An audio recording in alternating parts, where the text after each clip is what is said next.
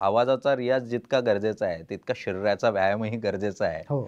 या अनुषंगानेही त्यांची शिकवण होती. त्याबद्दल सांगा ना, की मुळात त त्या संदर्भात त्यांनी काय धडे दिले तुम्हाला? ते नेहमी म्हणायचे, की गायकाला आधी 3 तास, 4 तास मांडी घालून बसता आलं पाहिजे. अगदी, बैठकच जर पक्की नसेल, तर मग गाणार काय?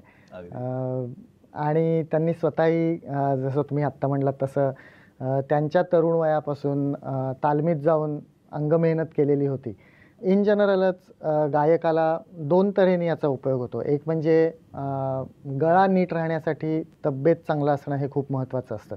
नाहीतर मग थोडं तापमानात बदल झाला किंवा काही हवा हवा बदलली की लगेच मग गळ्यावर पहिला परिणाम होऊ शकतो. अगदी.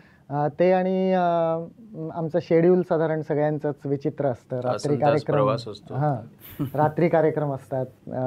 त्यामुळे अशा शेड्यूलमध्ये सुद्धा जर नीट आवाज ठेवायचा असेल आणि तब्येत ठेवायची असेल, तर ती तब्येतीची साधना ही तितकीच महत्त्वाची होती आणि ती त्यांनी तरुणपणी केली होती. त्याच्यामुळे त्यांनाही ती सबंध आयुष्यभर पुरली.